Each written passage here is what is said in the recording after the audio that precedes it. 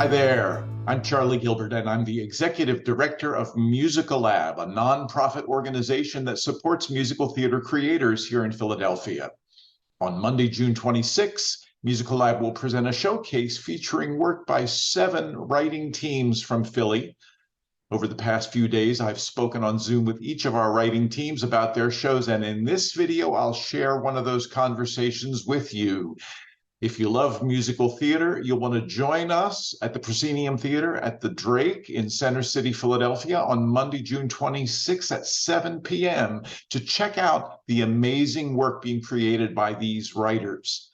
I also encourage you to support Musical Lab by clicking on the link in the comments and donating to our GoFundMe campaign. Thanks for your support. All right, here's the video. All right, so I am here with Barbara Bellman and David Kurkowski, and they are the creators of Unmasked. And can you tell me, guys, what's the subject of Unmasked?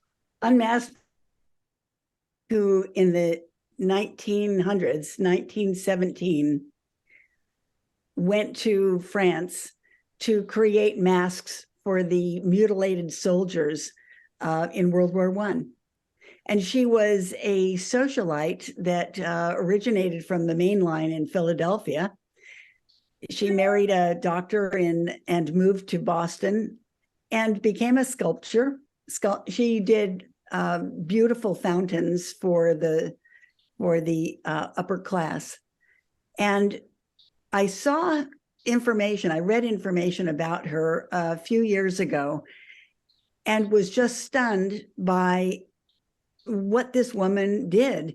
She changed her life, going from a world of comfort, and this is right after the pandemic of 1917, and just before women got the vote in 1918. Right. And for her to, as a married woman and a woman of means, to completely uproot her life, to go over to France to work on these desperate men whose faces were completely destroyed in the war, was just a fascinating story. I wondered, who was this woman? How could she do this? How could she continue to do it? And she did it for hundreds of masks. Wow. And then I started thinking, what kind of relationship did she develop with these men while she was creating the masks? And the story really just started to kind of unfold, and there was not a lot of information available about her. But what information I did gather, I started thinking, how could I invent or reinvent who she was with the limited information that I had? And it just seemed to me that because there was so much emotion, there had to be so much emotion involved with the men whose lives she transformed, what the masks must have meant to these men in their lives to allow them to walk on the street or possibly even have a relationship, and what her relationship might have been with these men just fascinated me. And I thought, this has to be a musical. Right. Well, it sounds like the story of an extraordinary woman, a woman who really stepped way beyond what was expected of her at a difficult time. David, what is it about this story that excites you as a composer? Well, let me backtrack to how Barbara and I got together on this project. We had been in the same writing group a few years back.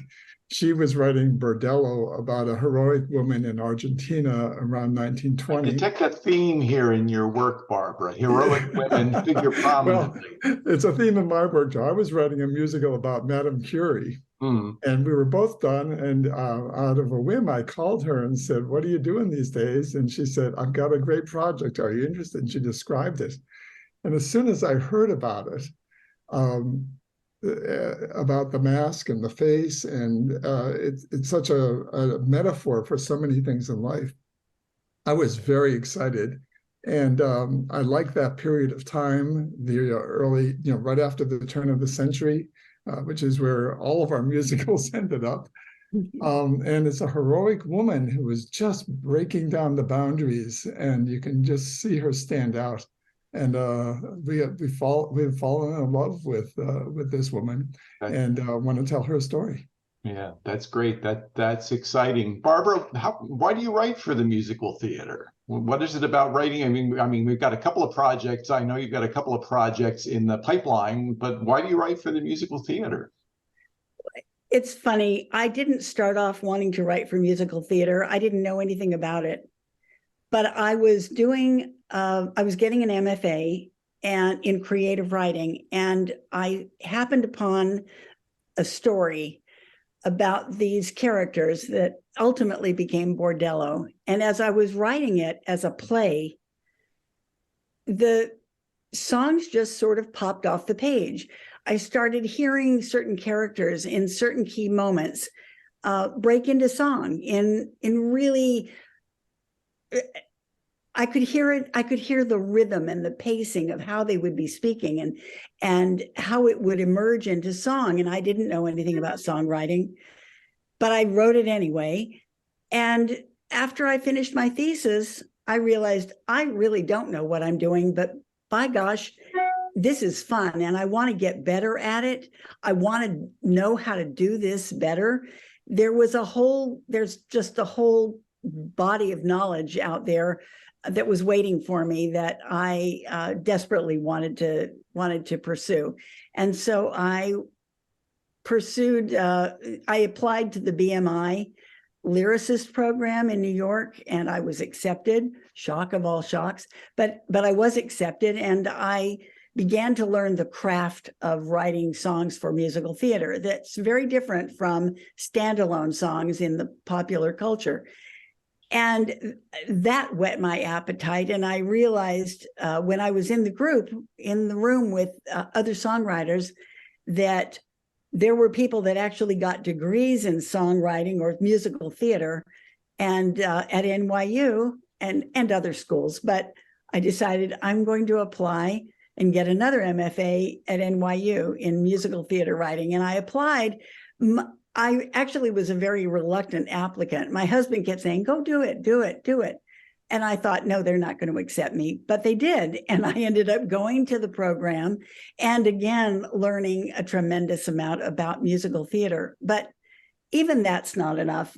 And I continue to learn and I continue to grow because it is always evolving and always fascinating and probably the hardest thing I've ever done. But I love it. Well, I love it too. So I certainly recognize that. And David, can I ask you the same question? What is it that draws you to musical theater and composing for the musical theater? Well, I had been a songwriter before I became a musical theater songwriter. And I had written maybe 200 songs. None of them, you probably have never heard too many of them, but I've written them, so there are recordings out there. And I have always loved musical theater and the emotion that musical theater, the emotional journey musical theater takes you on. And I think that a good musical has three elements that I look for when I go. I want to laugh, I want to cry, and I want to go out remembering a tune that I can sing to myself in the next week. And that's what I'm aiming for in my writing.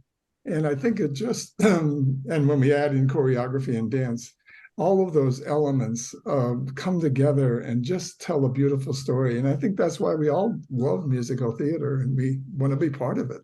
Yes, yes. Well, that's certainly true for me. So let me ask you, what do you hope either of you, the audiences will experience? They come on June 26th and they hear songs from Unmasked. What do you think they'll come away with? What do you hope they'll come away with?